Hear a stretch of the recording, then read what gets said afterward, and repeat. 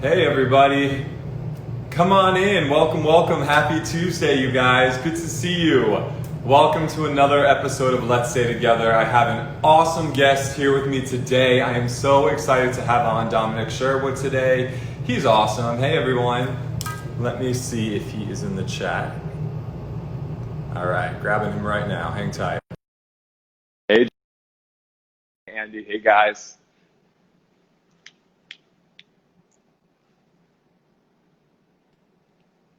Hey Tommy, how are you? Hey Dom, I'm good, how are you? I'm very well, yeah, thank you very much. Let me see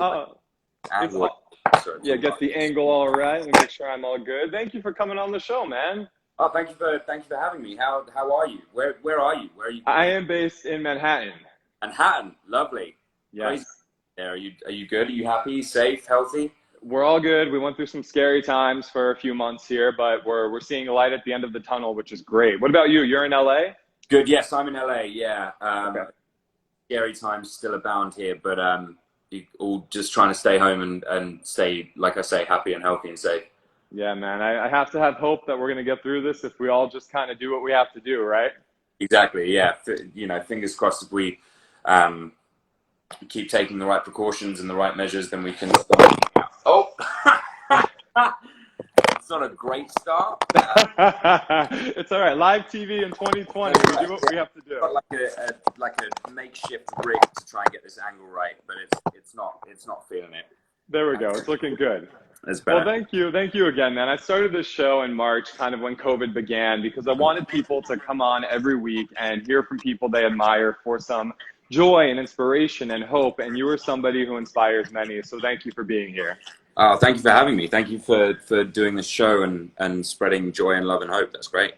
Of course, man. And guys, I see you're super excited to be chatting with Dominic today. So if you have any questions, leave them in the comment section and I will ask a few as the interview progresses. So I'll keep my eye on them. And if you're ready, man, I have a lot to get to.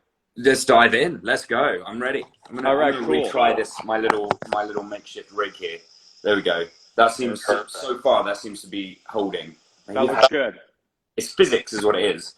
Yeah, we're all trying to figure it out. So Dom, I'm going to take it back for a minute. I'm going to bring you back. And I would love to know, do you remember the moment when you were like, all right, acting is 100% what I'm meant to do, and what attracted you to wanting to become an actor? It's just an attention seeker. I'm a massive attention seeker. That's probably like being the center of attention. Honestly, there probably is some truth to that. Like I always was like the loud, like brash kid. I think one of my teachers once, like on my school report, said the best analogy for Dom is that if everyone was sat at their table, Dom would be standing on it. I don't remember if that was a literal thing that I did or if that was just a metaphor for how I behaved. But I was very young when I knew I wanted to be an actor. It was before school. It was before anything really, like 5, 6 years old. I knew that performing was my future and what I wanted to do, and I just sort of pursued that with the blinders on throughout my life. Well, many people are happy you did. You've had such a successful career from TV to movies to, of course, people are mentioning Taylor Swift's video style, yeah, which was awesome, and a dream to so many alone. But me included, absolutely a dream for me too. Yeah, man, you've done so much. And, you know, I think it's through playing Jace in Shadowhunters that kind of really catapulted you to this level of fandom for so many. Shadowhunters means so much to so many people. So how did that opportunity for you come up? And what was that audition process like? So it was, I mean, interestingly, sort of this catapulting theory, like each sort of step, like took me a little closer, you know, like, did little bits in the UK and that got me to a slightly bigger agent, and then they got me some decent stuff. We got some stuff together, and then I did Vampire Academy through that, which sort of introduced me to the world of what a fandom could be, and then I moved on from there, and Taylor's video was another sort of little catapult, and then from there was, like you say, Shadowhunters and so on and so forth. And that audition process was one of those ones where it's like, it's not so much a thing now with streaming services and stuff, but there used to be a period of time in the year called pilot season, which is when all of the TV shows like try to get their cast locked in place for their season for the rest of the year. And it was right at the end of the pilot season, and I'd like met a few people for things, but nothing had worked out. And I remember in my head just being like, man, I need a job. Like, I really need a job. And then Shadowhunters fell in front of me, and I was like, not only is this a really cool project and a really cool character and something that I would love to be involved in, but sort of got myself in that mental place of like, I'm getting this one. Like, I need to get this one. I'm running out of money. So I'd like have no choice but to get this job. And I went and I met the guys, and it was 𝗟𝗃𝗲, who was our original showrunner, Michael Reese, one of our writers, producers, and then the casting team. And I met them, and it's one of those, you know, you didn't hear anything for ages, and you're like, oh, well, I guess that one's gone. And then they called me back in for the test process, which I didn't really understand. So I tested with a girl who they were looking to be 𝗟𝗃𝗲, and that didn't work out for whatever reason. And you could kind of tell that it wasn't working, like in the room, you could kind of tell that there was something a little off.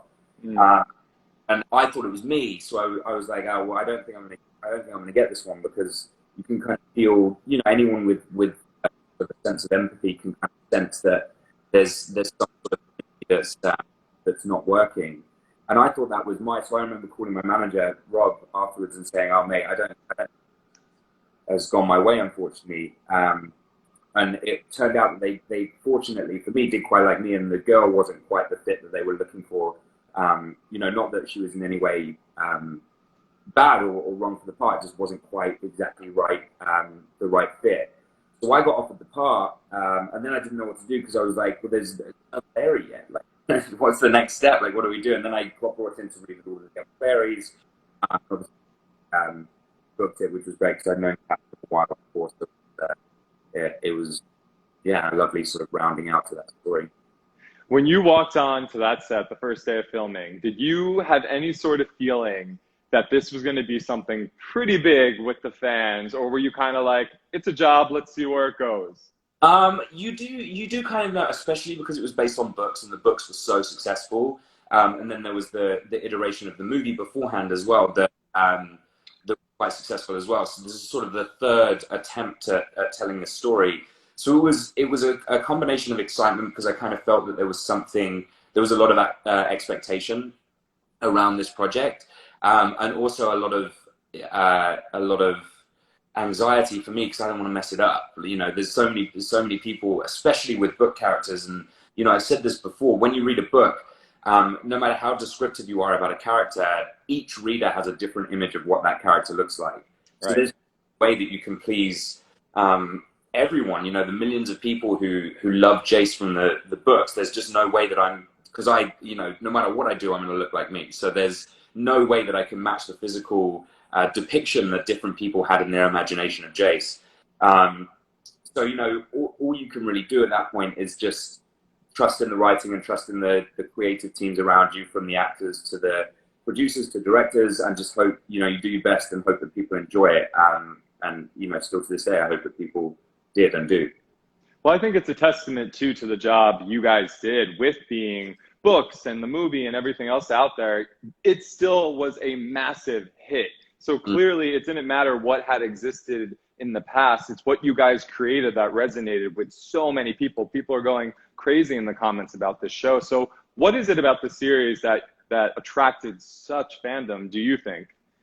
In my opinion, the great thing about it was the like plethora of diversity that we threw into it. Anything from you know, sexuality to relationships to working conditions to race. That, like, everything was kind of encapsulated, and we covered a lot of stories in kind of a magical, supernatural way that were actually grounded in the life of every day. So I think that was something that was really really important when telling a story like this, that, you know, no matter how fantastical and supernatural we get, everything is really based in reality. And, you know, the writers, all of the credit goes to them for that, because the choices they made within the story are all based in reality and real situations. And I think a big thing with something like this is to portray hope and happiness, no matter what your background or your creed or ethnicity or whatever it is. You know, there is, whatever the challenge is, it can be overcome sort of with unity and love and togetherness.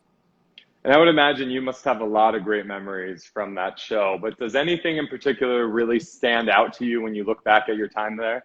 You know, and it's such a cop out because it was the last thing we did, and it's so easy to just be like, oh, the last scene we ever shot was. So the way it worked out, completely by accident, because we knew when we went back in, we did 20 episodes in season 3, and then the show, the powers that be brought the show to an end, but we were very fortunate in that we were given 2 episodes to round out the entire show, which is it doesn't happen very often. We knew that at the end of that was going to be the end. We had the wrap party in the studio, you know, in this place that we'd all worked with each other for 4 years. It was really incredible. And the scene that we did, just completely by accident, happened to be the Magnus and Alex wedding, which not only was a very special scene for us to film, because we all, not only as actors and as cast members, but as fans ourselves of the show, we've been following this story the whole way through, with bated breath, hoping that they ended up together. Which, of course, you know, can you imagine if they ended up not doing? Like, it would be terrible. But the really nice thing about that is because at the wedding we had all of the characters that we'd ever had throughout, even almost all the way back to season 1. You know, all of these people that we'd worked with, we were all together for this one sort of momentous moment, which was really lovely. You know, we got to all celebrate it together. And you know, I'll never forget 𝗟𝗃, our first AD, who, again, because this is the other thing, a lot of the crew members who've been with us since season 1 were all there as well. And 𝗟𝗃 was our first AD all the way back since the beginning. And it was his job to say, and ladies and gentlemen, that's a wrap on Shadowhunters. It was a really, like, bittersweet sort of profound moment. Not only is it over, which is really sad, but also, like, look at what we achieved. Like, look at what we did. It's a really special thing, and something that I will be proud of having been a part of for the rest of my life. Yeah, it means so much to so many. And let me tell you, you guys put in the work. Like, the amount of emotions in one episode and the physicality of it in one episode, let alone the series.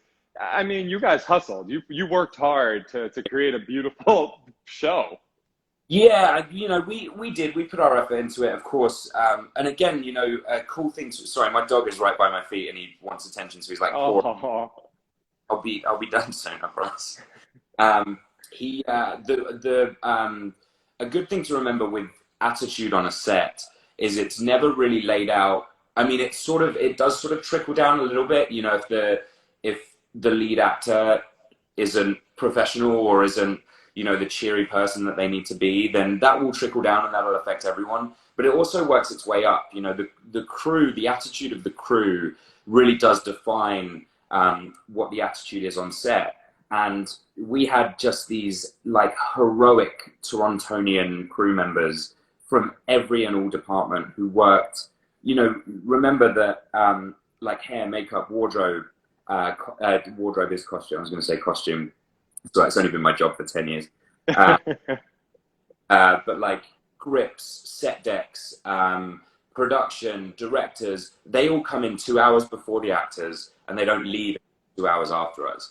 And they don't have a plush little trailer to go to at lunchtime. You know, they grind and they work their absolute asses off.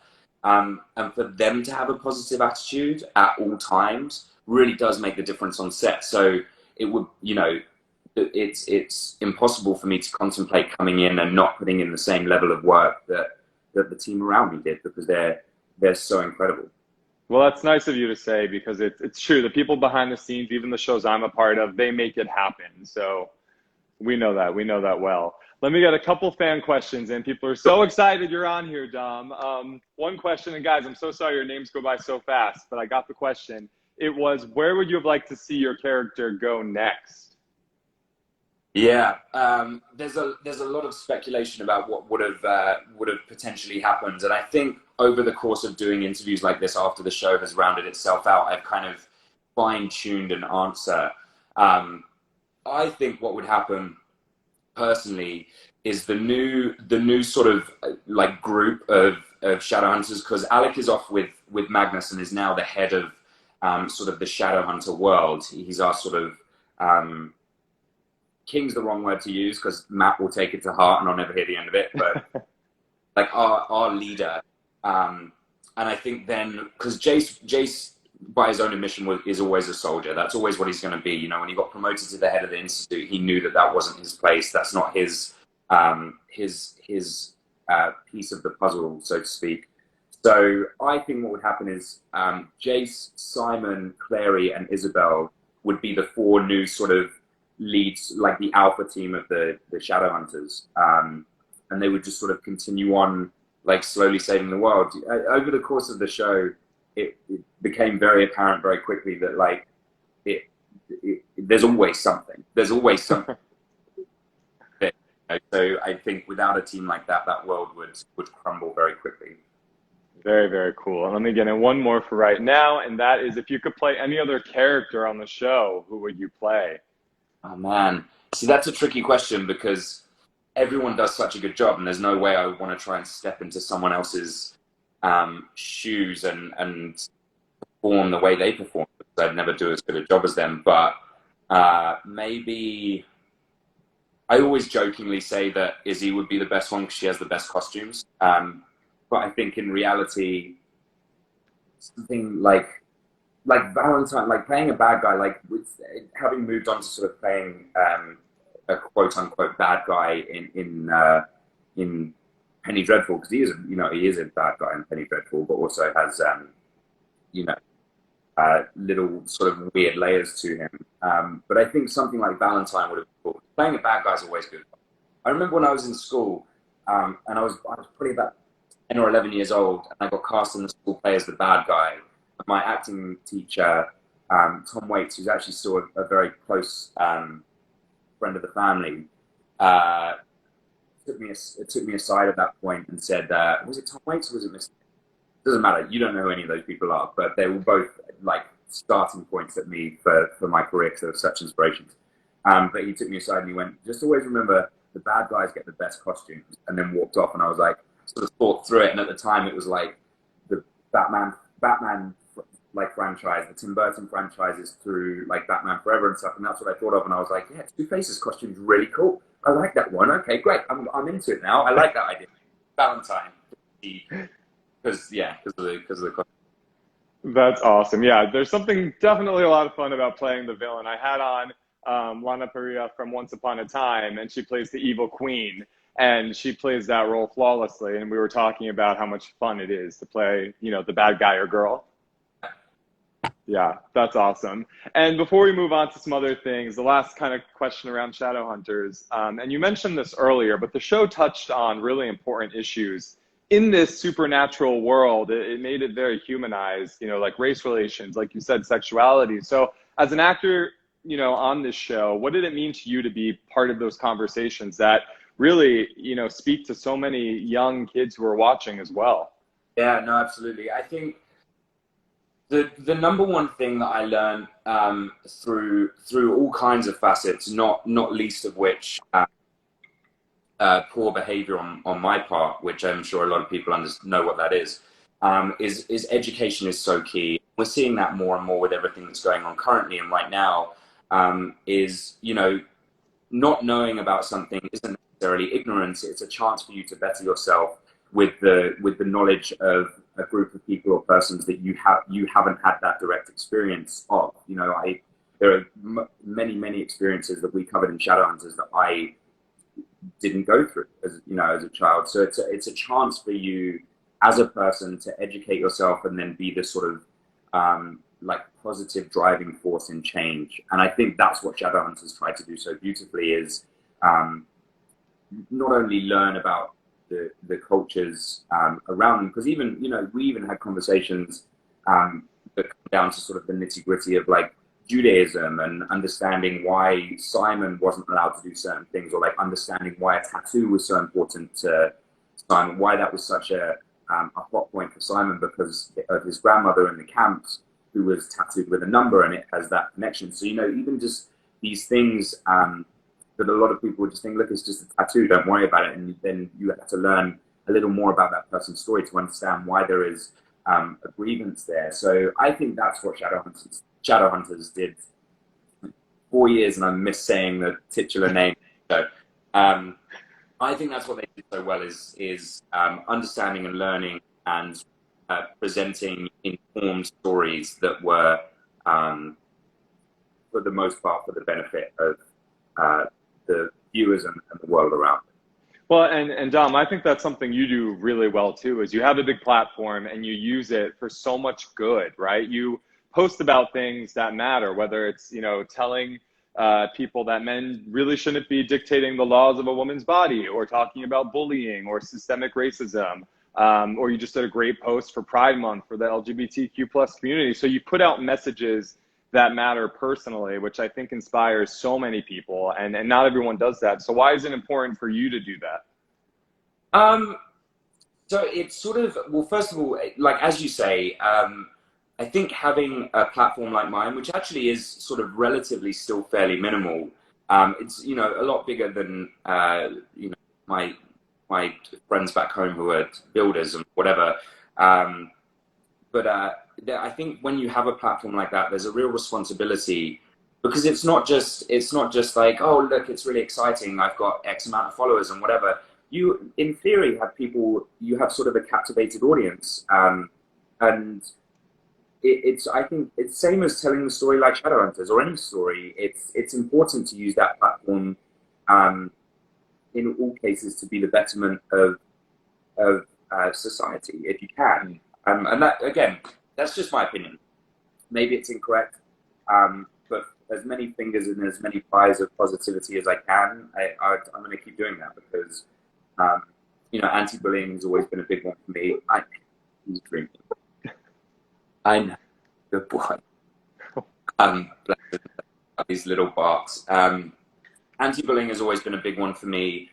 And, you know, then Danny asked me to help out with 𝗟𝗶𝘃𝗲, Costa Rica, because there's stuff going on in Costa Rica. And again, it was an opportunity for me to learn and read about things in depth that I didn't know the direct information for.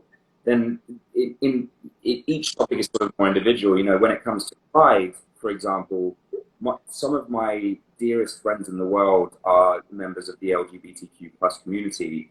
And it would be selfish of me to not support them in everything they do, because that's all they do for me. They support me and hold my hand and make me a better person just by my interactions with them. And not because, you know, they're gay or trans or lesbian or whatever it is, not because of that, just because they're good people. So if I can support their cause, that, you know, separate and to our friendship, then of course I will. And a similar thing with the Black Lives Matter cause. You know, it's, again, important to raise a lot of awareness. It sort of started when I went to the first protest here and was listening to a lot of people tell these stories, these empowering, passionate stories. And then it dawned on me, like, I do have this platform, that all that gets reported on is the bad stuff, is like the riot, stuff like that. And that was kind of the case. So that's when I started, and I went around and I asked people, you know, I've got a bit of a platform, would you mind if you told me your story and I put it on my Instagram, so people see that this, you know, this is about peace and it's about change. I said absolutely, and you know, I did that. It's individual, you know. I think making a difference necessarily so much about making these grand gestures as it is about when you see a need. When you see a need that needs filled, you take action to fill it as much as you can. Maybe. Yeah. I don't know. Yeah, no, for sure, man. I really commend you for that. I think it means so much to so many people who those, you know, individual issues affects. And like you said, just putting more out there is never a bad idea. It can only help. Yeah. So I think that's really cool that you do that. Switching gears for a minute now, I want to talk about Penny Dreadful. Yes. And people are loving that show. I think the season finale just aired, correct? It aired, yes, on Sunday. Yes. Now, this is the because yes, of course, I would love to talk about Penny, but I think airs tomorrow in the UK. So I'm going to try and spoiler free as I possibly can. I mean, there's definitely some stuff that I've already said out there on the internet, but as long as I don't spoil the ending of episode 10, I think I'm in a good stead. Okay, cool. No spoilers, but tell me about the show. You know, for everyone watching, a few people, because you mentioned Penny earlier, and I guess a few fans haven't checked it out yet. So what is the show about? Tell me about your character, and tell everyone why we cannot miss the show in quarantine. Well, you know, again, this is what's so interesting is, and this one this really hits the nail on the head with the social allegory, the exactly what's happening in real life being reflected in the TV show.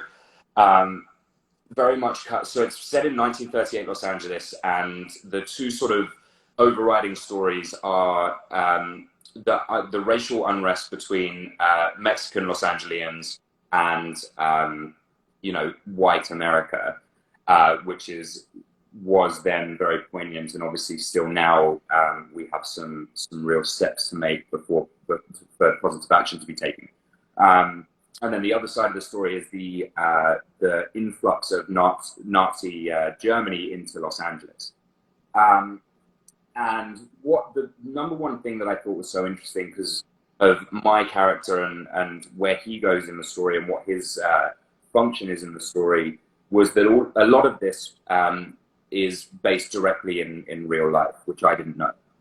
I didn't know that the Nazis did have their sights on Los Angeles, and they wanted to take over the movie theaters, and they wanted to take over the ports, and they wanted literally Hitler to have his eagle's nest in the hills in Los Angeles, because he wanted it to be the first breaking ground for the new America, and they ideally wanted it to be New York.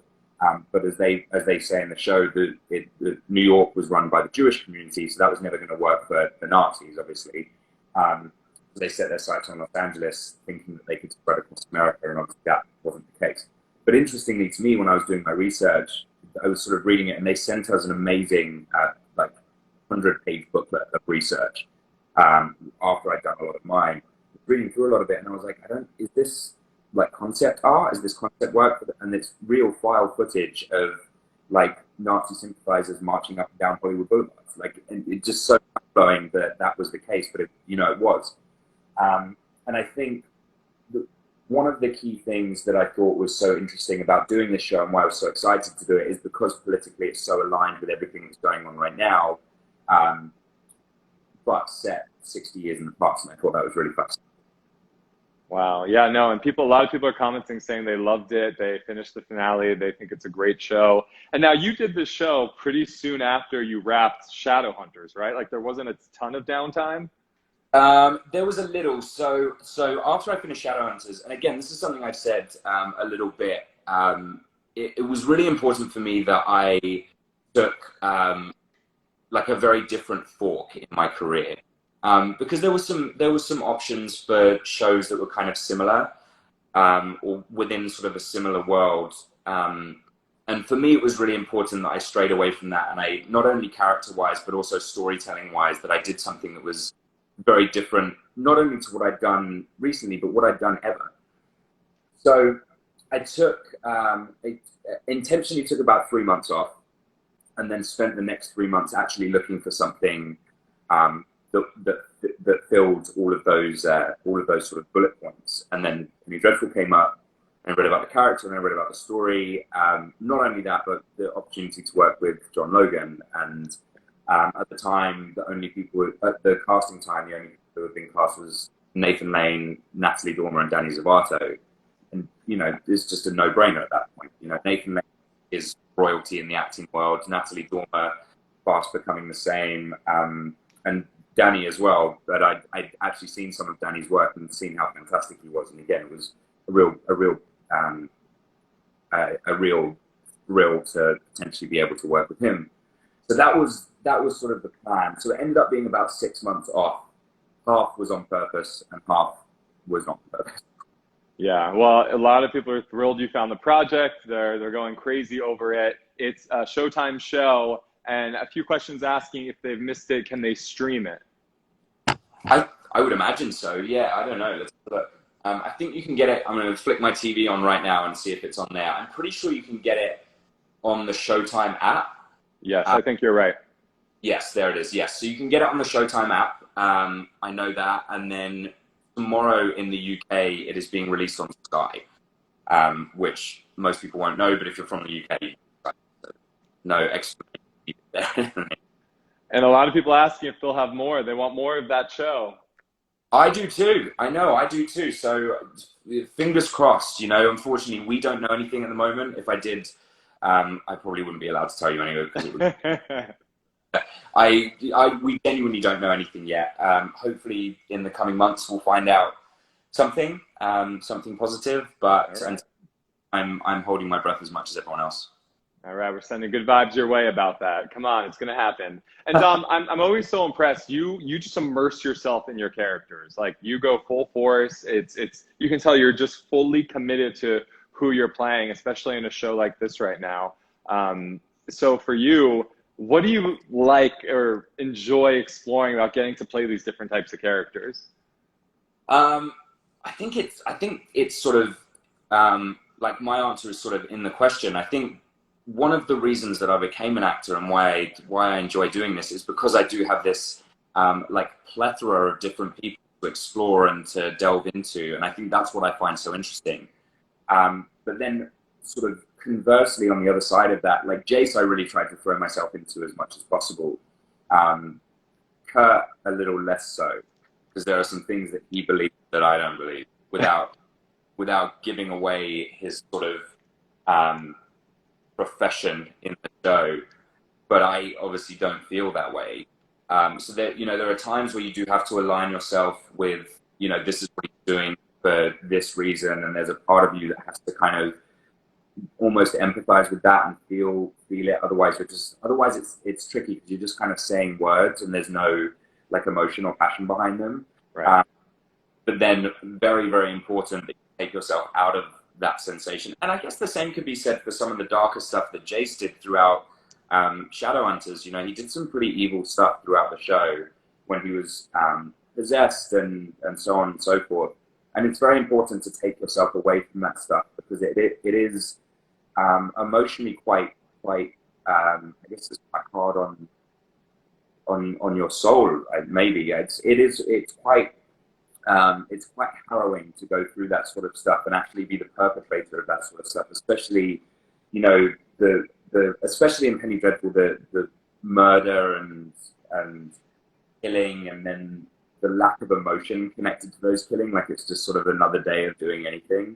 That's really hard work and quite hard to detach yourself from. But I'm very lucky that I have the dog and the cat here, and I can come home, cuddle them, and play with them. And everything's sort of back to normal and happy and smiley. That's the best kind of way to unwind, right? Animal therapy. That's right. I love that. And before I let you go, I'm going to get in two more quick fan questions. One being, and I've seen this pop up like crazy, Taylor Swift, how was it working with her? So Taylor is the most incredible woman. She has built an empire on like songbird level music, but also, you know, you don't kind of get to that level without a scratch on you media wise, without actually being a really nice person. And she really is. This came about because we'd met through my ex, like very briefly at Disney once. And then out of the blue, she texted me and was like, hey, would you ever think about being in a music video? And I was like, maybe. Like, I just finished a film, so I wasn't working, but I was a bit like, yeah, you know, it depends who it's for. And she said, oh, it'd be for me. And I went, yeah, okay, I'll do it. But she was the most supportive. Like, I was nervous. Taylor Swift, I was nervous.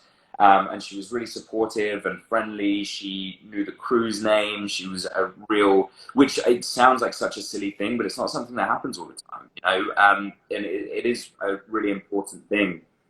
And she was such a light to be around. And I imagine still is. We haven't spoken in a while, but it was just such an amazing experience. She's such an inspirationally amazing young woman that I can only wish her the best and thank her for setting my career in the right direction. Yeah, and it was a great video. So there you go. I did a lot of that. So Kyle Newman was the director, and the concept of like mirrors and reflections and projection and stuff like that was not only sort of his brainchild, but he actually did it all. Like, it was all, the only thing that was green screen was the mirror in front of our faces that had each other's faces in them. But everything else, the projection, all of that, that was all physically done on set. It was absolutely incredible. That's so cool. That's amazing. And the last fan question, a lot of people were wondering with Kat, is it true you helped, you know, cast her in the show, and are you guys still close? We're still close, yeah. I didn't help get her cast in the show at all. No, it had nothing to do with me. She came in and did her audition, and the producers and the team liked it. It had nothing. We don't have any input. You know, at that point, I was just trying to do a good job in every audition. So I didn't like, realize actually he sucked. We should hire a new Jace as well. I was just trying to fire at that point. But no, did it all on her own. It had absolutely nothing to do with me. Nice, nice. Yeah, that question came up a bit, so happy you cleared that up. And Yeah. my last question for you is, you know, you are a voice of hope for so many. I don't know if you've been able to see it, but a lot of people in the comments have been saying today how much your messages really have helped them during different points of their lives. Right. And I think that, you know, we live in this culture now that I like to call the comparison world, and everyone's constantly comparing themselves to what they see on social media or a highlight reel or the person who's doing X, Y, and Z and they're not. And I think it's gotten worse and worse. Like I hear people in their young 20s complaining about not achieving their wildest dreams. And you know, I try to tell them, take a minute, you'll get there. So for you, for all your fans watching, what advice do you have for them about coming into their own, both personally and professionally? Yeah, tough, isn't it? Because, you know, even I do that. I do that where I look at like the actors my age who are achieving so much more than me, the sort of the Nick Holt's of the world. There is always a part of you in the back of your mind that thinks, why aren't I doing that? Why aren't I in that? But then, and Alberto told me this when we were talking about this one day. He said, you know, you sort of forget that there are people who were in my position maybe 10 years ago who are now potentially looking at me like that, which is really amazing. And it's just the different people in the different stages are a testament to exactly what you were saying, that it's your journey and you can still look up to the top of the mountain, but you're the one who has to walk your way up there. You know, you find what it is that you want, you find, and you can have your goals, you can be aspiring of whoever it is, if it is someone, but you absolutely cannot let that be a negative thing. It has to be in your mind a positive thing. It has to be a goal, and it is an achievable goal. You know, people like you and I are a testament to that. We found something that we enjoyed doing, and we made it happen. And you know, I think that's the really important thing. And it's again something that comes up. A question I get asked a lot is how do you deal with the rejection of auditions and this, that, and the other? And you got to remember that you've still got your goal there, and it's just another little hurdle that you've got to hop over because the finish line is there and it is within reach. And you should see everything around you not as negative things, but as positive things, little like challenges, the next step up the mountain. And I think that's the best way to look at it, and it's how I try to look at it. Because you're right, you know, otherwise the way the world is right now, it could absolutely eat you alive. And I think if you let things overwhelm you in that way, then that's exactly what they'll do. You'll drown in your own thoughts of negativity. So look at them as a positive thing. Look at them as a good challenge. And when you beat it, not only have you not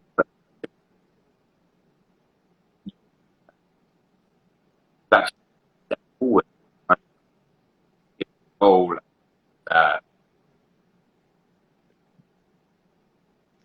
100%. I could not agree with you more. That's advice we all needed to hear. That's the perfect send-off for today, Dom. I think you are such a kick-ass person. I love everything you stand for. You are beyond talented, and it was such a pleasure having you on the show. Tommy, it was an absolute pleasure to virtually meet you. Hopefully one day we'll meet in person. We could do one of these again in person. That would be lovely. But yeah, thank you for taking the time and listening to my ramblings. It was perfect. Thank you so much. Everyone is so excited you joined today. Stay safe, stay healthy, and until we meet again. Until we meet again, my friend. Bye-bye. All right, take care.